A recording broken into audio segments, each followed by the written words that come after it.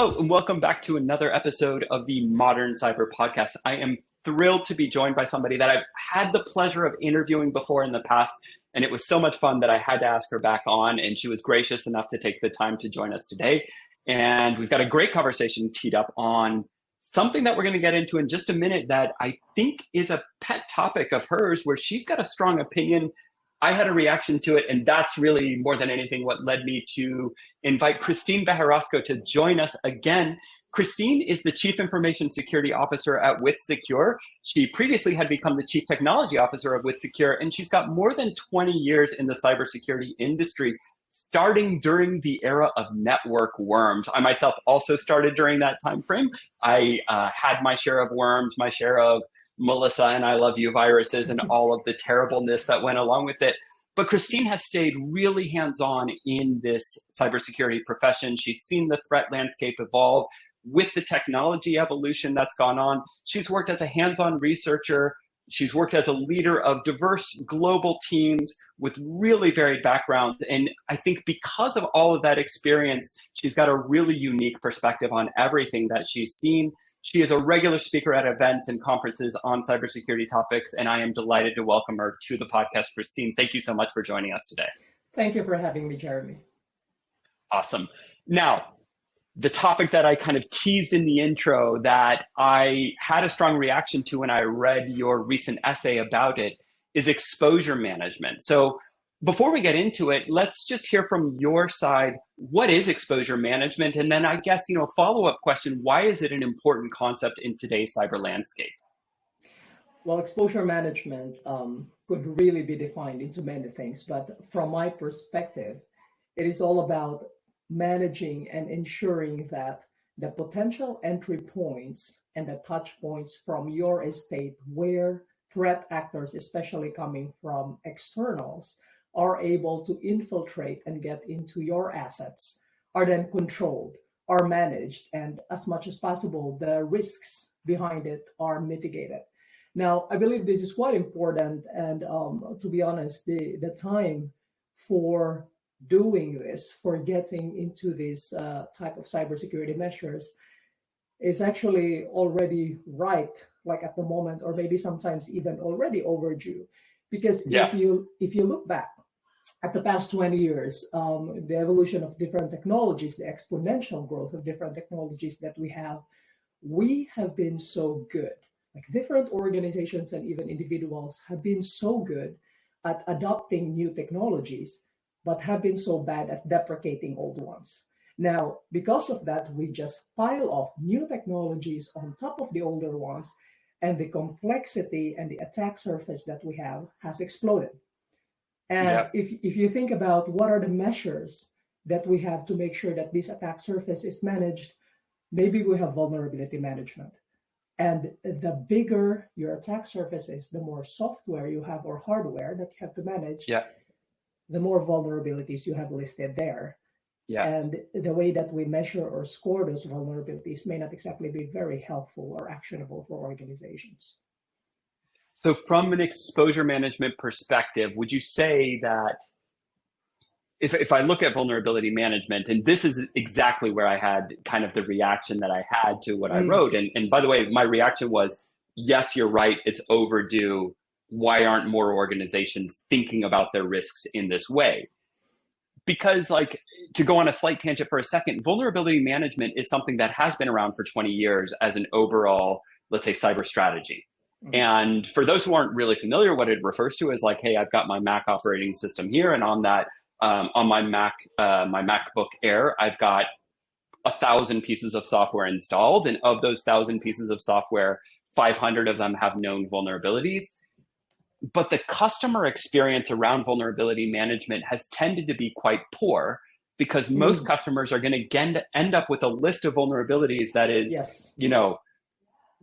thousands of sheets of paper long, but they only really care about those vulnerabilities that are exposed. Yes. The problem that I've seen customers express around that is it's very hard to understand which vulnerabilities are exposed and which are not. So how do you think about, when you go talk to a customer, or you think about internally, how do you think about drawing that line and figuring out what's exposed, what's not exposed? Is this a question of inventory? Is this a question of like attack surface mapping? How do you approach that problem? It's funny that you mentioned inventory and attack surface mapping because they need to be both part of that. Okay. Okay. For example, if you imagine an estate and it has externally exposed points, but Yep. if we talk about what is the attack path towards an asset within the organization that you are really protecting, does Yep. it have an attack path from that externally exposed asset going towards the asset that you're trying to protect? If it does, then perhaps these are the different points in the attack paths that have vulnerabilities. Those are the ones that need to be prioritized first. And these would need to bubble up into the priority list, if you may, of the exposure management software, that these are the areas that you actually need to focus first. And for example, if we even add information, let's say the known exploited vulnerabilities from CISA, for instance, if you add that information even to these individual vulnerabilities that you may find along the path, then you have something that is irrefutable, like within the organization, that as the CISO or as the head of security operations, you can just say like, hey, patch this, because if you see this very clear attack path, and if you see that this has already been exploited, it's just a matter of time before this will happen. And if we compare that, like you mentioned about the old vulnerability management methods, if we compare that, for example, with CVSS scoring, and you have these separate different systems that are in there, one may have very high score, but it could be a system that is also unreachable from an externally exposed attack surface. That is something that perhaps shouldn't be as high as priority as the other one that has a very clear attack path going towards it. Yeah. But along those lines, I guess one of the first questions I have is, first of all, do you think that a lot of people understand what an attack path is? Like, I know it relatively well from the time that I spent in cloud security, because it was a common concept. And we looked at, let's say, like the interconnectivity between resources. You've got an EC2 with an exposed web application. And by the way, the EC2 instance has an IAM role that gives you access to an S3 bucket or an RDS database. Like, this was a common scenario in cloud security and something that we talked about regularly. But I'm not sure that outside of the cloud security domain, it's widely understood. Maybe even outside of the cybersecurity domain, it's not widely understood. And you have a good point. Maybe this is also one of the areas where we need to educate people. What does it mean? But if we look at it from an IT perspective, an attack path is really just, let's say, like an access path that one asset or one area of your estate can be accessed via this particular asset. And if you chain them together, if you chain the assets that can access each other, that would compose a path. And that path can also be translated into an attack path, because that's also the same path that the attacker would go through in order to get through the innermost assets of the organization. So kind of a follow-up question along the lines of the vulnerability management aspect of this, and because vulnerability management is not all of it, right? Because, you've also got things like, let's say, least privilege principles around, maybe a particular server could get compromised, and then a service account running on that server could be used to connect to another system. But if there's least privilege principles applied to that service account, that somewhat reduces the attack path, or at least the blast radius of the data.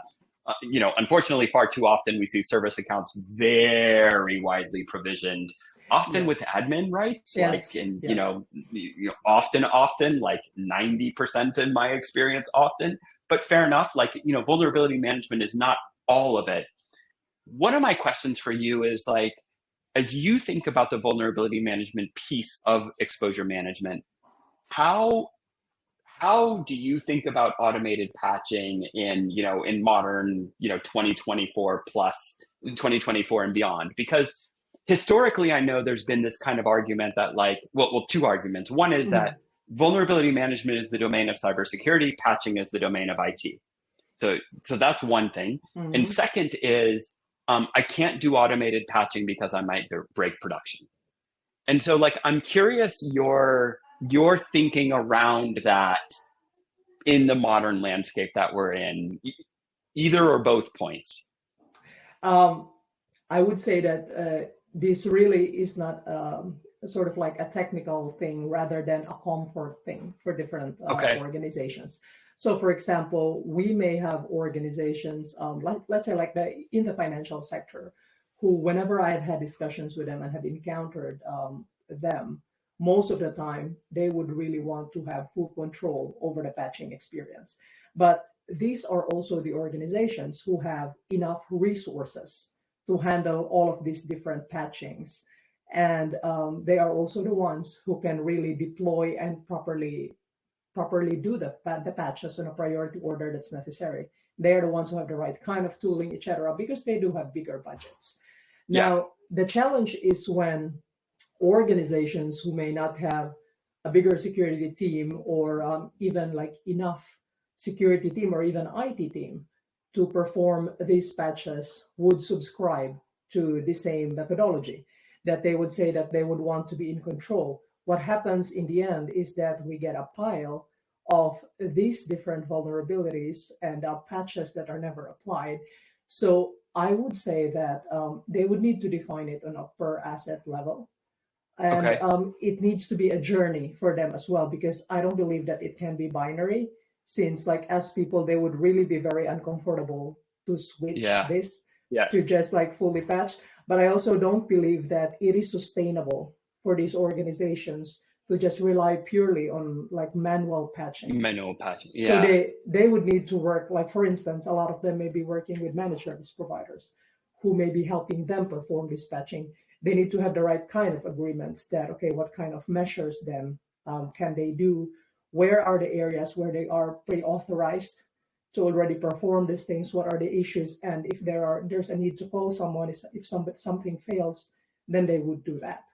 But I Yeah. don't think it's sustainable if we keep on piling up new technologies and then we think we can still manually patch every problem. I mean, we are already leaning towards exposure management to know how to prioritize the problems. And then if we Yeah. do all of this manually, it's still gonna pile up. So we need to change as well our comfort levels when it comes to automated patching. I, along those lines, I mean, if I'm a customer today, and assuming I'm not, let's say, a bank or an airline that runs a mainframe at the back Mhm. end, and I ask you, hey, what's your recommendation? Should I just turn on automated patching everywhere? Would you say yes, no, or still it kind of depends, go along that journey? I would Let's say say my comfort level is yes, there. Like I tell you explicitly up yes. front, with that's my proviso. I tell you explicitly up front. If you tell me yes, I should automatically patch, I'll turn it on. I would ask you if you know your assets, if you have a proper asset inventory and you know the criticality of your individual assets, because Yeah. there may be one or two assets in there that you would really want to be full control of, and that's Yeah. okay, because like Yeah. if it's two over 100, and for the 98 of those you can do automated patching, and for these two remaining ones, that's the time that you want to spend your time manually patching it, then you have just reduced the work like 98%. Yeah. Yeah. So I wouldn't also go like blanket tell you go 100%.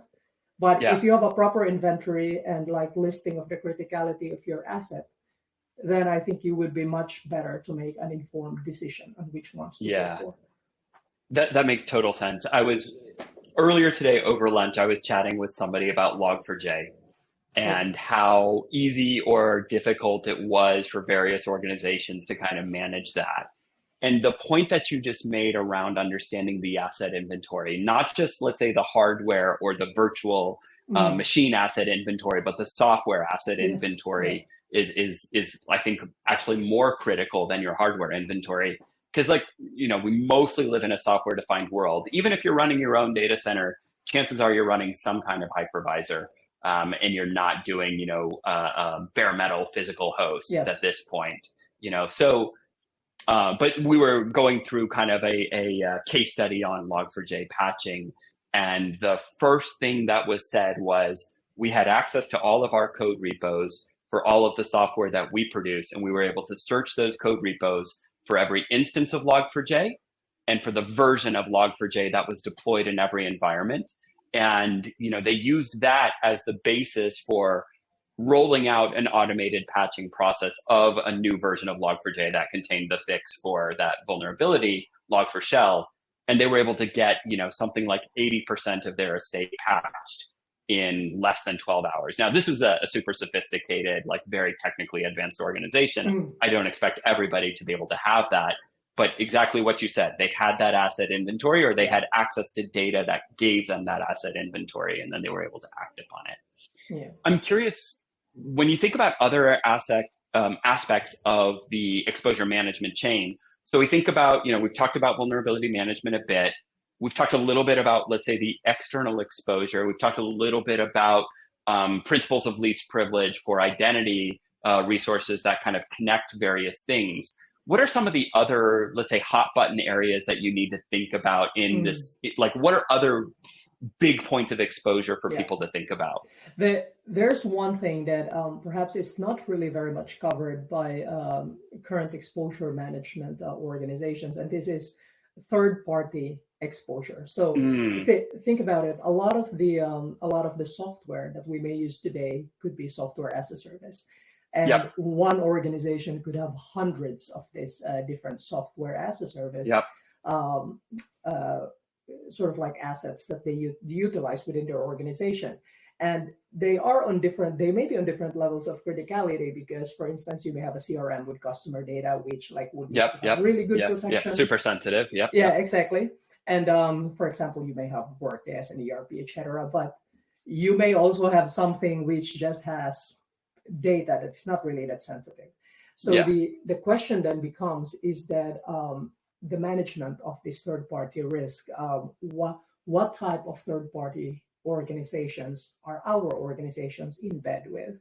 Do they have the same level of, for instance, security posture as us?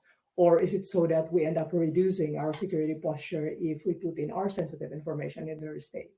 Because the moment they get breached, that's also exposure for us, essentially. So this is one area that is not really completely in control. And I dare say it would never be in control, but it sort of needs to be managed as well by the organization who is doing business with these third-party organizations. But I mean, to a large extent, it kind of goes back to what you said earlier. It's understanding the assets. And in this case, we're talking probably about data assets and maybe like that third-party relationship, and potentially something like single sign-on that you use to authenticate and log on to that third-party service. That would be a piece of the exposure linking, or that kind of attack path from, let's say, like my phished email account into Workday or into Salesforce or whatever that CRM system is. So you've got to understand, what are those third-party systems? What are the data sets there? What's the connective tissue that could lead from either from there into the organization, or from breached Jeremy into that data set?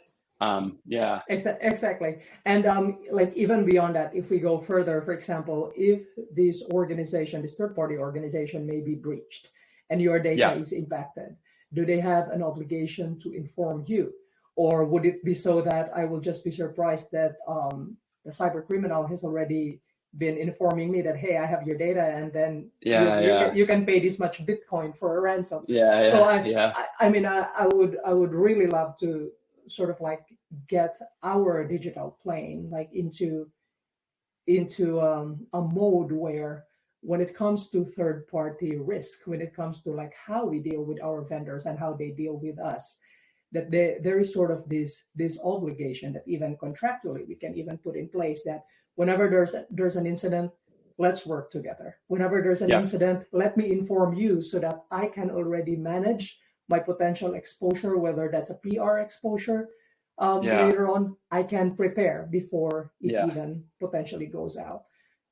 And of course, like when you don't have a relationship anymore with a vendor, let's say post offboarding, what happens with my data? What are the data retention requirements?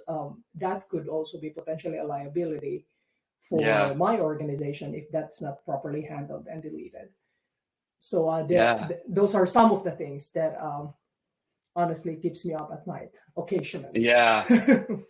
Like I wonder about that because there's a lot in what you said. There's a lot of things that are kind of implied that I think like a lot of people don't think about. And we as IT professionals and especially as like cyber professionals, we probably have like a disaster recovery plan, maybe a business continuity plan.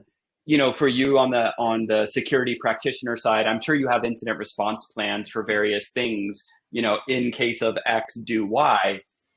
But you then have to think about involving those third-party vendors as part of your incident response. And you probably need playbooks in response to, oh crap, Workday got breached. What's the blast radius? Oh, it's my internal employees and contractors, and here's the data that's likely to be exposed, et cetera. Along the same lines, of course, like it comes to mind that all of my contractors who are doing, let's say, work for hire, whether that's a managed service provider that might be helping me to manage my IT, or whether that's, let's say, an outsourced marketing agency or an outsourced R&D agency that might be writing code on various projects for me. Like these are also third-party relationships where I probably need to understand them as an asset, understand the data that they do and don't have, yes, and also kind of factor them into an incident response plan and into my overall kind of sense of exposure, right? Yeah, absolutely. And it also gets trickier. So not to make it more complex, but it is quite complex. So for example, your third parties have their third parties. So your fourth parties, for instance. And is it so that they have subcontractors who also have access to your data? How have they exposed it to you, or do you even know about those? Would be something that it would be really good to understand, because even if your third parties may have a really good security posture, if they have third parties which don't have that good a security posture and have access to your data, so that could be the link in the chain that could be breached. I'm curious in your experience, because my understanding is that with GDPR, if I'm working with a third-party vendor and they have data of mine that is in scope for GDPR, they have to inform me about data transfers to any third parties, right? They should, yes. Okay. So, and this covers the information that is in scope of the GDPR. Of course, for instance, if we're talking about information that is not personal, it's not private. But marketing data, who cares, right? But But for instance, like it could be information related to the organization on intellectual property that then wouldn't be covered with the GDPR. In your experience, do you think that most of these third-party contractors understand that and are doing a good enough job of keeping their customers informed about third-party data transfers?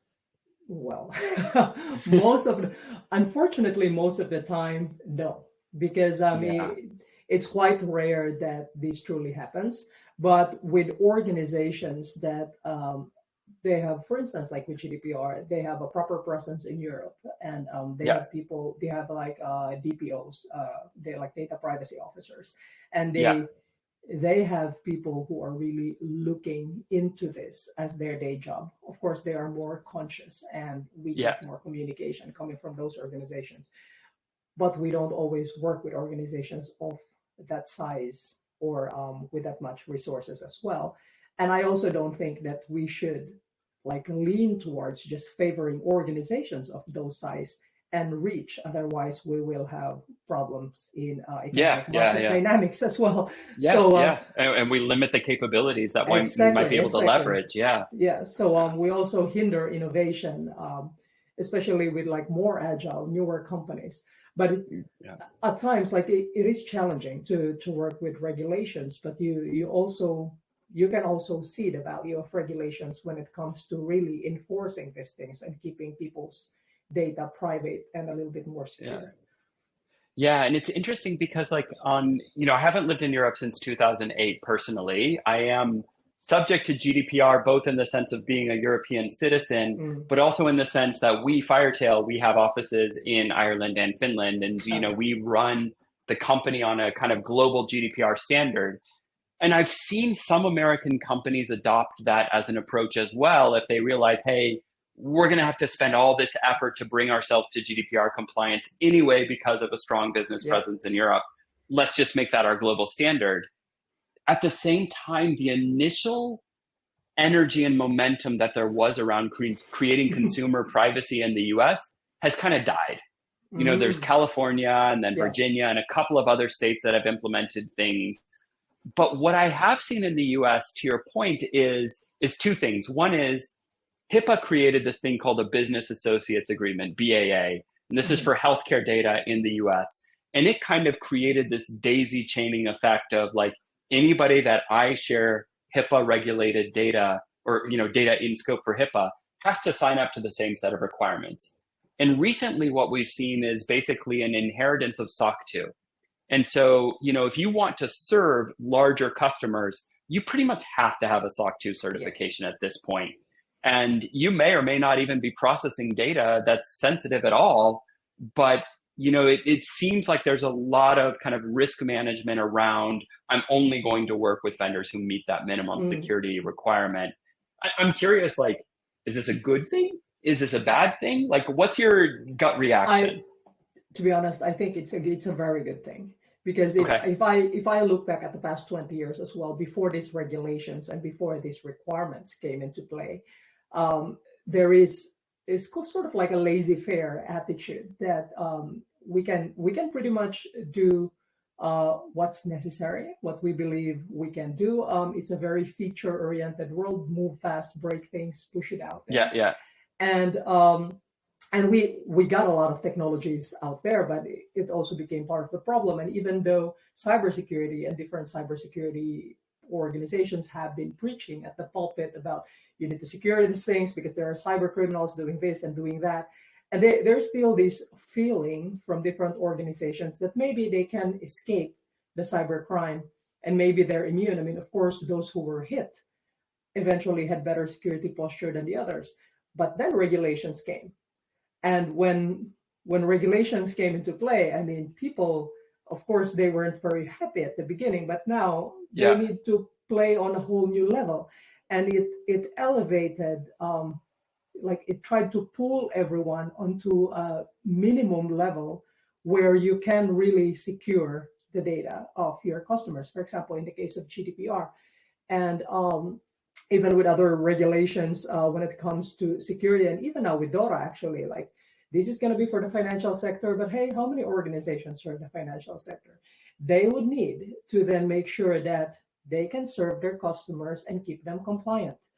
And this is actually very good for everyone who has their data, their information into these different organizations who now have to operate on this new level. Otherwise, it would be that, okay, you're unsure which organization can protect your data, you're unsure like who can. And as a consumer, then all of the research, like the burden of understanding that and the burden of risk management falls to you, as opposed to just these organizations being responsible for security and privacy in the first place. Yeah, it's a really interesting point because, like, you know, one of the core things about cybersecurity is it's fundamentally an exercise in risk management. And part of risk management is risk understanding, which kind of goes back to one of the very first things that you said today, which is, you know, you have to have visibility and understand where your risks are. So that's, what is that exposure? What is that chain of connections that leads to the data set or the application or whatever the bad actor is after? And part of risk management is being informed to know how to choose which vendors you can reliably trust, which ones you can work with. Or if you have a particular need with a vendor who may not be up to your cybersecurity standards, what are the things that you might do as mitigations or controls to kind of manage that relationship and manage that data flow? I think that's a really kind of evolved way of thinking about understanding and quantifying that risk and kind of prioritizing it relative to the business needs. And like, is that part of the goal with the concept of exposure management, is to kind of make that balance or make that assessment between cybersecurity needs and business needs? Or is it more like, hey, we're just going to do much more effective cybersecurity with exposure management approaches? I think it's a good link. like at the moment when people think about exposure management, or like the way different organizations have designed it, there may not be like a very explicit definition that, okay, these are the business outcomes that you're aiming for, but it's easier to link the business outcomes to the different assets that you may be protecting.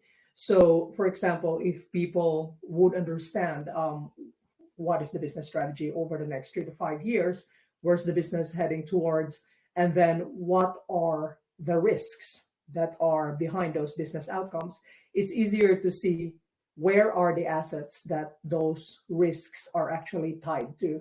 And perhaps these are the assets that you need to be more mindful. You can level them with higher criticality, that whenever they get into your exposure management portal, and then you take a look at, okay, every time they are impacted, even if it's a vulnerability that is not very high in the CVSS score, I know that I would need to manage this because Yep. this is a major part of our business goals, our business plans.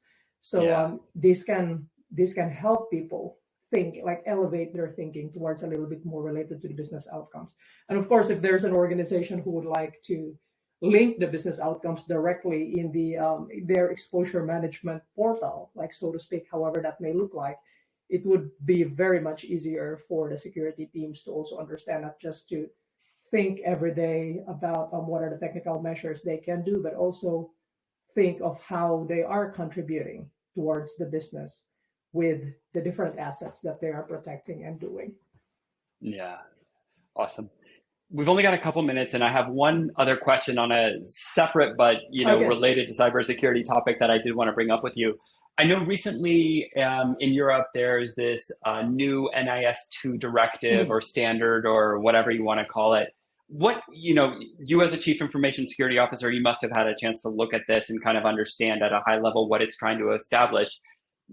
One of the questions I ask whenever I hear about new standards evolving, and we recently had a conversation with a guest from Australia talking about their update to the Essential 8 that's put out by the Australian Signals Directorate. What do you think is the goal? Because there's 1,000 standards and compliance and regulatory frameworks and so on. What do you think is the main goal and benefit of this new NIS2? Well, like how I see it, the main goal really is to help elevate the security posture of different organizations, especially the larger ones who can potentially afford it, to a different level, because the scope has expanded. For instance, like information security providers, they are now part of the scope. Scope was lesser previously. Wider area of the public sector as well is part of the scope, and organizations beyond a certain size. Now, the good thing, so there are like good and tough things maybe with this. Okay. So the good thing is that if an organization, for instance, already has ISO 27001, because we also took a look at it and then realized that, hey, a lot of this are actually already covered if you have ISO 27001 certification, which is a really good thing. If you already have it, then you take a look at what's missing, and maybe those are the areas that you can then help elevate. I mentioned a little bit about third parties earlier, but the one good thing about this as well is that it requires that organizations do due diligence for their third parties, such that they don't actually reduce their security posture, but they work with third parties who help elevate their security posture, and that's a really good thing.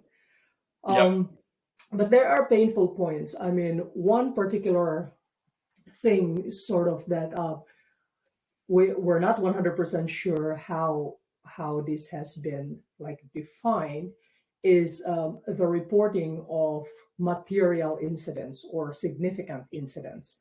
And there's this time limit, like first 24 hours and then all the way to 1 month. And how do you define what is a material incident? When is the starting point of computation of 24 hours? Is it when you detect something or when you validated something? So there are still questions like this of which we are sort of like uncertain. What does that really mean? And of course, feedback now, we're also engaged in conversations, for instance, that could give some feedback to Brussels. And then one more pain point is that this is a directive. Therefore, the different countries in the EU will have their own transpositions. So if you operate in every single one, or even like a few of these countries, one can hope that the transposition wouldn't actually be very different, like in every country. So that would remain to be seen, because exactly. So that would really be the biggest pain if they are so varied. So, but of course, the bare minimum would be the main NIS2 that would be if that would just be sort of like taken in to the different countries as a bare minimum, then I think that would positive. Make it easier. Yes. But let's see. Let's see what happens. So early days, I'm sure customers are kind of, starting to look at it now, but probably, not something that a lot of organizations would have gone through an audit on, or gone through a certification or like a compliance check around. Not yet, especially since not every country's transposition is actually ready. Oh, okay. There were, for example, in Finland, we managed to give feedback to the Finnish transposition, and then hopefully they get a new version after that we can also take a look at. But we have October, which this will be like in force. So even with things not yet finalized, looking at the main NIS2, like for the whole of EU, at least that would be the basis of where we need to start, and that is already ready. So that is becoming our basis as well today. Well, I guess I'll ask, one of the other kind of questions that I asked earlier around, let's say, the inheritance of SOC 2, assuming that the transpositions are not just wildly all over the place. I hope this is also a net positive, right? I mean, this should improve the security posture of these organizations. Yeah. Absolutely. And I guess the consideration, the beauty of this is that it's a little bit considerate to smaller organizations.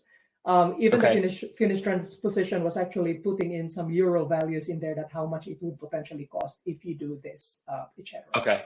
But as I mentioned, if the organization already has ISO 27001, then the cost of bridging the gap is actually not that much anymore. Unless, of course, somebody goes crazy with a transposition, then it's a different story. Yeah. Well, fingers crossed. Let's hope that the transpositions end up being logical and well-reasoned, and actually, help make the situation better. Yes. And I think with Christine, with that, I think we're going to have to leave it there. We're pretty much out of time for today. I want to thank you again for taking the time to join us on the Modern Cyber Podcast, and for sharing your thoughts on both NIS2 and exposure management, which I really do support as a concept. And obviously, for people who want more information, please have a listen to this episode, have a read of Christine's post about it. I think it's easily found on Forbes, is I think where I ran across it. So you can just Google Christine Bejerasco. I'm pretty sure if you just Google Christine Exposure Management Forbes, you're going to come up with the article. So it shouldn't be too hard to find, but we'll try to link it from the show notes as well. Thanks again for taking the time. Thanks for listening to the episode, everybody. We'll talk to you next time. Thank you, Jeremy. Thank you, everyone. Bye-bye.